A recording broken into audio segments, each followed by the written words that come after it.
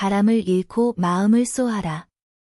관역을 보지 말고 내 심장이 향하는 곳을 쏘아라. 그 말은 훗날 한 여인의 운명을 가르는 단 하나의 문장이 되었다. 그리고 그날 모두가 숨을 죽인 채 그 화살의 끝을 지켜보게 된다. 가진 것 하나 없이 시집온 며느리가 있었다.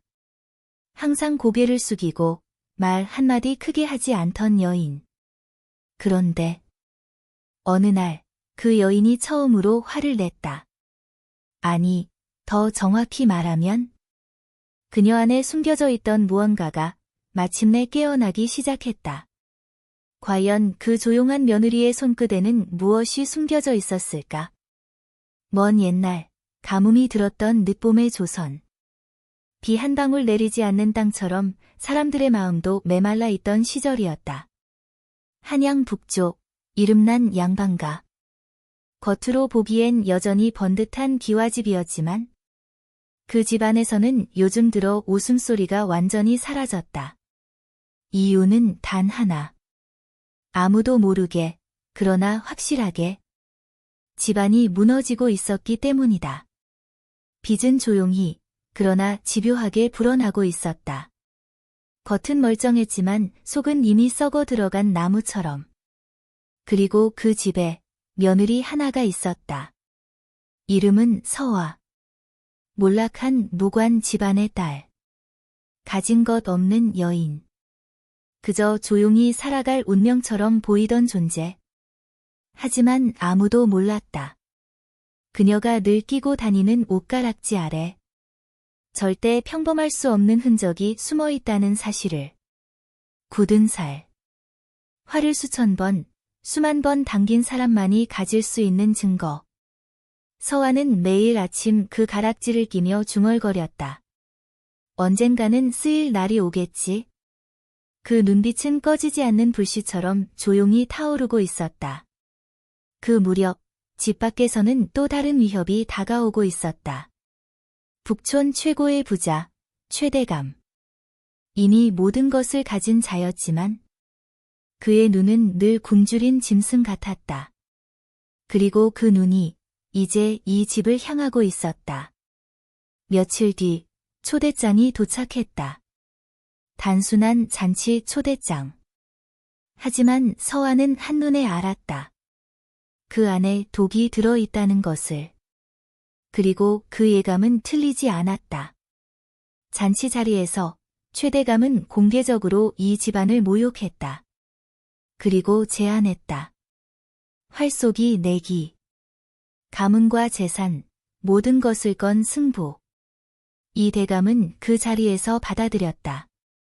자존심 때문이었다. 하지만 돌아온 뒤 깨달았다. 이건 처음부터 짜인 함정이라는 것을. 문제는 단 하나였다. 이 집에는 활을 제대로 쏠 사람이 없었다. 그 순간부터 이 집의 운명은 서서히 끝을 향해 기울기 시작했다. 그날 밤 서화는 잠들지 못했다. 그리고 며칠 뒤 결정적인 사건이 벌어졌다. 이 대감이 데려온 명궁, 박명수. 그가 갑자기 사고를 당했다. 말이 미쳐 날뛰며 낙마. 오른팔이 완전히 망가졌다. 모두가 우연이라 했다. 하지만 서화는 달랐다. 그녀는 직접 마구간으로 향했다. 그리고 발견했다. 잘려있는 안장끈. 이상한 냄새가 나는 가루. 이건 사고가 아니었다. 누군가가 일부러 만든 일이었다. 그리고 그 순간 서화는 확신했다. 최대감의 손이 이미 이 집안까지 들어왔다는 것을. 그날 밤 서화는 더 이상 참지 않았다. 숨겨두었던 활을 꺼냈다. 아버지가 남긴 오래된 흙가공. 그리고 가락지를 벗었다. 굳은 살이 드러났다. 그녀는 조용히 시위를 당겼다. 탕. 짧고 낮은 소리. 그 소리를 들은 사람이 있었다. 남편, 도현이었다. 그는 아무 말도 하지 않았다. 그저 그녀를 바라봤다. 그리고 말했다. 나는 당신을 믿소. 그 한마디에 모든 것이 바뀌었다.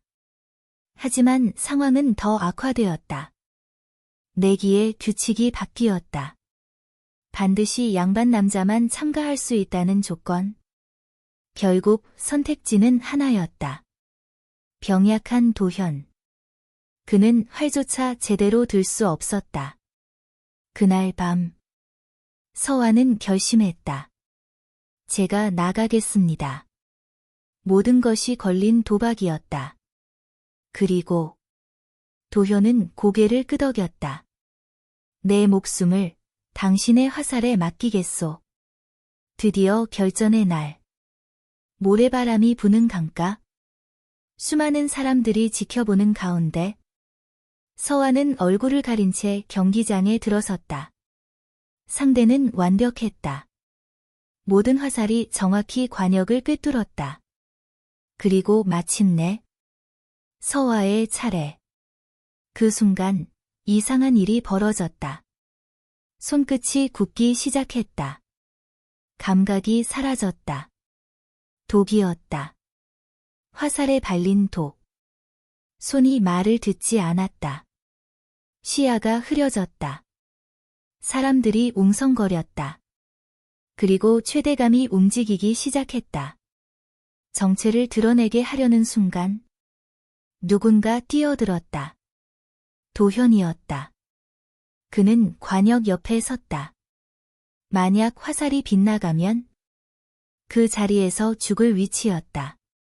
서화는 그를 바라봤다. 도현은 고개를 끄덕였다. 두려움은 없었다. 오직 믿음만 있었다. 그 순간 서화는 자신의 엄지를 이빨로 깨물었다. 피가 흘렀다. 그리고 감각이 돌아오기 시작했다. 최대감이 비웃었다. 구멍을 뚫어야 인정하겠소? 서화는 눈을 감았다. 바람이 들렸다. 그리고 아버지의 목소리가 들렸다. 바람을 잃고 마음을 쏘아라. 눈을 떴다. 시위를 당겼다. 모든 것이 멈춘 듯한 순간 놓았다. 화살은 도현의 옷깃을 스치며 날아갔다.